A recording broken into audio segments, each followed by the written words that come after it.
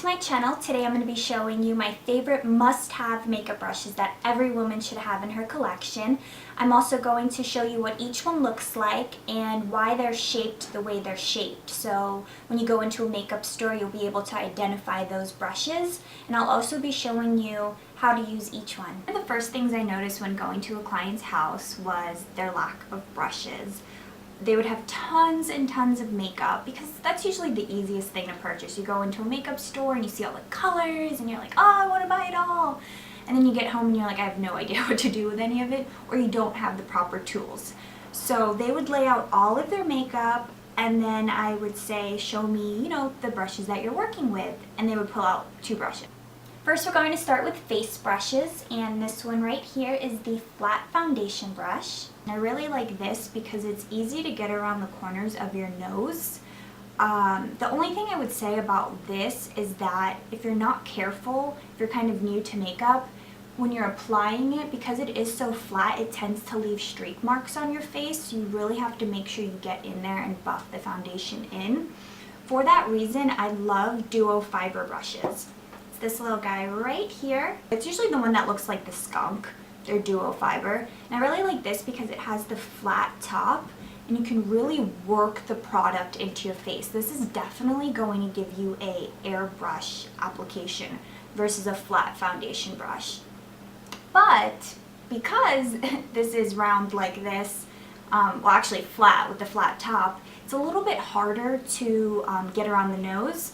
So I tend to use both brushes. I'll use the flat one to kind of, go around the nose areas and just little hard places to reach. Then I'll go back in and buff it in with the duo fiber brush. Another product that I absolutely love is the Beauty Blender. And this is super cute. It is a pink little egg. It starts small.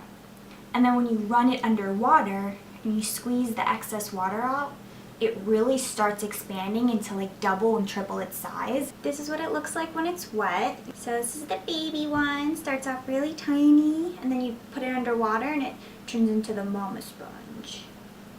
This is really nice to dip in the foundation and then kind of pat it onto your face. And you just really, really work the product in. Easy to clean. It's not like your typical sponges that aren't made for washing. This one you can actually wash over and over. And because of the material that it's made out of, it doesn't hold bacteria. So this is awesome. I actually purchased it years ago when the company first started. And at the time, there was really no place to store the sponge. I'm all about sanitation. So I like everything to be closed off. I don't want it open in the bathroom where you're spraying hair products and it's attaching itself to the brushes or sponges that you're using. So that's another tip, is to always keep your brushes in a closed container if you can. So years ago when I purchased the sponge, it comes in this container right here. So I would kind of just leave it in there to store because there was nowhere else to put it. But just recently when I was at the makeup store purchasing some products for my kit, I saw this little Beauty Blender home. Isn't it the cutest? It's just a little container with a flap. And so after you wash your sponge, you can kind of put it in there and it has like meshing on it so that air can still travel through it and dry your Beauty Blender. And then on top of that, it also has this cute little chain. I don't know if you can see that, but it's just like a little Beauty Blender, a little baby Beauty Blender chain on the end. So this is super, super cute for anyone that travels a lot.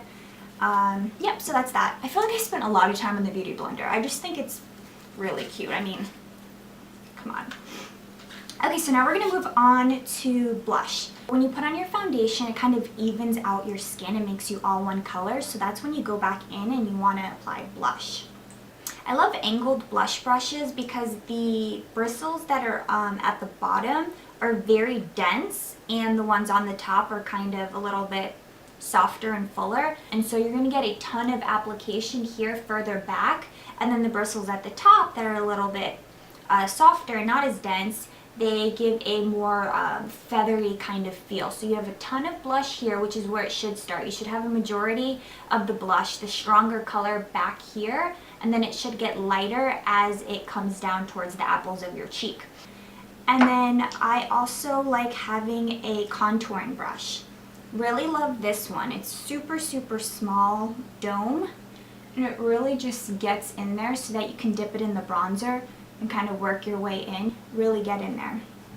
Awesome brush. Let's go on to the eyes. I think every woman should have a flat brush. I know that the blending brushes are really popular, which we'll get to that in a sec, but having a flat brush is really nice because this is what deposits eyeshadow. So if you want to dip your brush into a pigment or just a really strong eyeshadow, you would use the flat brush and then pat it onto your eye, and this is going to give you tons of color payoff. So I always recommend having a flat brush in your collection. We're also going to move on to a blending brush. And this is the brush that you use to blend out everything and get rid of any harsh lines. And so this is just a little domed brush like this. Really love it. Just get in there, work it, work it, work it. Flawless eye. You may see two different types of blending brushes. Some brushes come with long handles, some come with short handles. It's pretty much the same thing. The reason for the length in brushes is, for me as a professional makeup artist, when I'm working on other people, sometimes I like longer brushes. It gives me more control to rest my finger on their face and kind of work. Really, when the brush is shorter and you're closer to your face, you can really get in there and you have a strong hand at it, so you can really, really blend. With a longer brush, you're further away from your face, and so you get a lighter application because your brush has more room to move, and so it kind of airbrushes it out a little bit. You don't get as hard of, like, you can't get in there as much to blend. And the other brush I'm going to show you is the fluffy angled brush. And I really like this because it naturally goes on a slant. So when you're doing darker colors over here in the outer corner, it's nice to use the slant because unlike using a blending brush where you can kind of get like a little circle at the end and you have to really buff it out, for beginners it's nice to use an angled brush because since it's already angled, once you put it down there, the eyeshadow is kind of already creating an angled and you're getting a cat eye effect. So I really like using angled brushes. That really makes your life easy, especially when you're starting out. Another brush you should definitely have is a pencil brush. And that's this little baby right here. It looks like a little eraser top. So that's a good way to remember it, a pencil brush. There's an eraser at the other end of a pencil. So pencil brushes look like that, and that's really nice to, if you have liner on your eyelid on top, to really just blend it out if you want a smokier effect, or to apply eyeshadow underneath your eye. Really like it for that, and it kind of just gives a diffused look, not a really harsh line if that's what you're going for, a diffused kind of smoky eye. I also like these little baby brushes right here. It just has a little point on it, and this is nice if you want to do an inner highlight, to just kind of dab it in there, like a little shimmer color. So any little small pointy brush that you can find to just kind of put that in there, that's always nice to have. It's definitely smaller than the pencil brush, so it's just a little tiny, tiny little brush.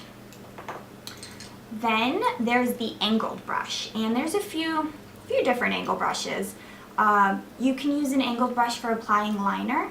This is the first angled brush, and this is nice to do like a little cat eye since it's already angled. And then they also have these that are double-ended. So these actually have a spoolie on the other end of them, and this is nice if you're doing your brows. You can fill it in and then brush and spoolie up. So it's kind of a two-in-one, great for traveling as well. So this is great for using a cream eyebrow product or gel. And then they have these ones that it's a little bit coarser and like rough. And this is nice for powder. I really like to dip that in the powder and just really get in there. And because it's kind of bristly, like it's kind of like a Brillo pad a little bit actually, it really just kind of airbrushes the eyebrows and you don't get a harsh line. The first brush that I showed you is great for, you know, getting underneath your brow with the gel product and really carving out a sharp eyebrow. But if you don't want that, I would do a brush with the bristles. So sometimes when you buy a cheaper brush, the bristles aren't adhered very well to the ferrule, which that's what this little metal piece is called, a ferrule. So if it's a cheaper brush, the bristles aren't adhered very well to that. So that's where you get all that fallout and the little hairs come out and they start to shed even after you wash them a lot. They still keep shedding. So it's nice to invest in good brushes. You'll notice with good brushes too, they will shed in the beginning. So until you wash them and really get rid of any loose hairs that are in there from when they were manufacturing the brush, you will have hair, little brush fallout, but don't worry, it will eventually stop. And just because you buy a high-end brand brush doesn't mean it has to be expensive. For the longest time, I spent tons of money on brushes. When I first started makeup, I thought the more expensive the brush, the better quality, which is not true. I've spent upwards to $20, $25 on a brush, and I've found less expensive brushes that work just as well. There is a brand I'm going to tell you about. It's been my little secret for the longest time. Their brushes cost anywhere between, the starts, you can get a few brushes for like $2 or $3. Standard price is about $8. So it's really affordable brushes. I never told anyone about this, but recently on YouTube, one of the beauty gurus mentioned it. So now that the cat is out of the bag, I guess I will share as well. The brand is Morphe, and they have an online store that you can order from as well, and their brushes are absolutely incredible. That's actually, a lot of the brushes that I have in my kit are from them. They just make great quality brushes, super affordable. They actually came out with a makeup line as well. They have eyeshadows, which I'll show you those in another video. I might do a tutorial with some of their eyeshadows. So super pigmented, great product. But anyways, yeah, their brushes are amazing. So all of the brushes that I showed you in this video are Morphe brushes. So I am going to link everything down in the description box below so you can check those out and order those if you'd like. The reason why I told you the name of each one is because you can purchase your brush from any brush line that you want. All of the names are pretty universal, so if you go in and ask for a flat foundation brush, they're going to hand you something that looks exactly like the one I showed you. Fluffy angled brush, and so on. I hope you liked today's video. If you did, give it a thumbs up and leave a comment below letting me know what you'd like to see in future videos. If you'd like a tutorial on fall makeup looks or just anything in particular. And I'll see you next time. Bye.